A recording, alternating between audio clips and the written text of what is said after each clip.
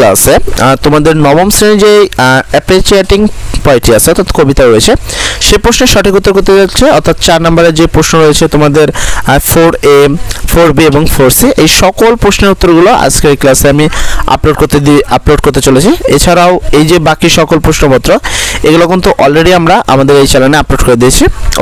এই 3 নম্বর প্রশ্নের উত্তরটিও আমরা আজকের এই ক্লাসেই করে দেবো, একবার এই সকল প্রশ্নের উত্তর করে দেবো। তো সর্বপ্রথম যদি 3 নম্বর প্রশ্ন দেখো, এখানে বলা হয়েছে read the following text and cyber crime then write 5 preventive message the guide against cyber crime. অর্থাৎ সাইবার ক্রাইম বিষয়ে একটা জিনিস লেখা আছে যেখান থেকে তোমাকে 5টি ওয়ার্ড লিখতে হবে এবং সেখানে তুমি পাবা 5 মার্ক।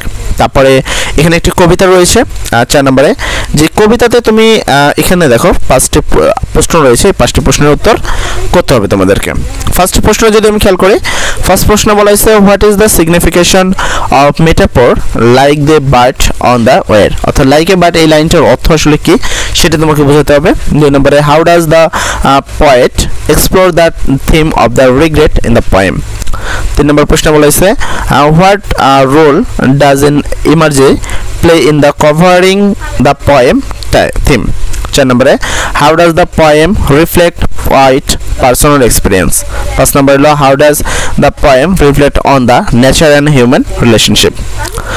তারপরে তুমি পরবর্তী দুটি প্রশ্ন যদি দেখো, এখানে বলা হয়েছে read the poem and express your feeling. তোমার ফিলিং বলতে হবে। এখানে বলছে 3টা আইডেন্টিফাই করতে হবে মেটাফর এবং 2টা হলো সিমিলার ওয়ার্ড আইডেন্টিফাই করতে হবে। তো চলো আমরা আজকে 3 নম্বর এবং 4এর A 4এর B এবং 4এর C এই 4টি প্রশ্ন উত্তর করতে চলেছি, যার জন্য হয়তো ভিডিওটা একটু বড় হতে পারে, তবে আমি চেষ্টা করব খুবই অল্প সময়ের মধ্যে যেন শেষ হয়ে যায়। তো চলো আমরা এই প্রশ্ন উত্তরগুলো দেখে নিই। লিখবে answer to the question 3 then complete table. আমরা টেবিলটি কমপ্লিট করব, যেখানে 3 নম্বর প্রশ্ন আমরা যেমন 5টা টেবিল পূর্ণ করতে হচ্ছে। প্রথম হলো causes, hacking, identify theft, online fund, তারপর phishing and malware attack. Effect হলো কি financial loss and data breach. তারপরে 2 নম্বরের জন্য হবে হলো হার্ম টু ইন্ডিভিজুয়াল। 3 নম্বর ফিন্যান্সিং লস। 4 নম্বর ফিন্যান্সিং লস।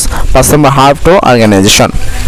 তারপর আমরা প্রিভেটিভ মেসেজে লিখতে পারি ইউজিং স্ট্রং পাসওয়ার্ড, মানে এখানে তোমরা স্ট্রং পাসওয়ার্ড ইউজ করতে পারো।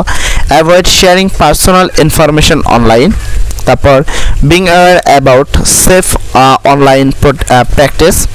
তারপর আমরা লিখতে পারি being cautious of the suspicious email and link. তারপর এখানে হলো ইমপ্রেটমেন্ট সাইবার সিকিউরিটি মেজর। এই হলো তোমাদের 3 নম্বর প্রশ্নের সঠিক উত্তর। এরপর চলে যাবো আমরা 4 নম্বর প্রশ্নের সঠিক উত্তরে।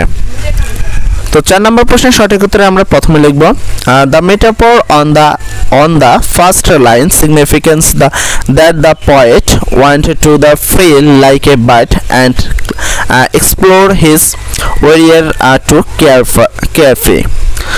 2 নম্বর উত্তর লিখতে পারি here liberator Cohen tells the story where he is being hunted by his own conscience and what he had done in the past. No matter how hard the tries, he could not explore them. He becomes regretful and tries to get forgiveness. 3 নম্বর প্রশ্ন উত্তর আমরা লিখতে পারি the theme of the poem is actually freedom. So when he say like a bird on a fire and like a drug in the midnight culture, he wanted to be able to be above the away from his problem and explore his warrior through drinking. 4 নম্বর প্রশ্ন উত্তর আমরা লিখতে পারি the poem reflect the poet's personal experience in the 16 seconds when he was living in the justice grey slate.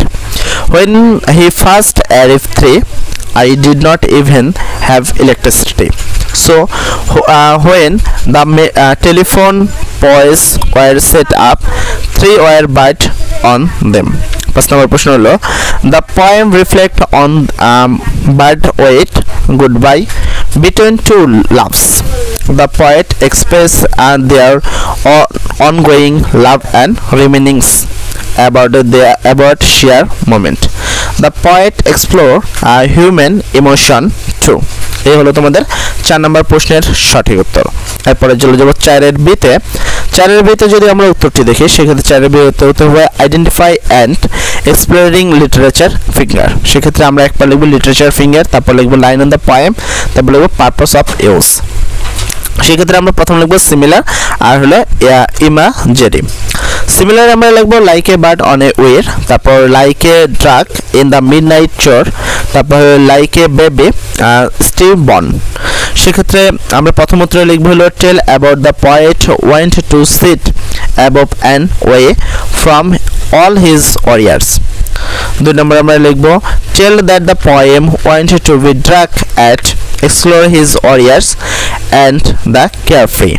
3 নম্বর আমরা লিখব tells that the poem wanted to start new। তারপর ইমাজেরিতে উত্তরে আমরা যেটা লিখতে পারি সেক্ষেত্রে আমরা লিখব like A Om on a book, তারপর হলো like a knife from some old fashions books. সেক্ষেত্রে প্রথমে জায়গায় লিখতে পারি show that the poet is going to give everything he has got. তারপরে আমরা লিখতে পারি show the Elysiums where he went to give a what he has earned. লিখতে পারি রাইট এক্সপিরিয়েন্স, আমাদের এক্সপিরিয়েন্স কি। After reading the poem I feel that the poet here is expressing his regret for his past dates, but despite trying too hard he could not explore them. He wanted to sit above and away from his problem and try to get away from his warriors through drinking.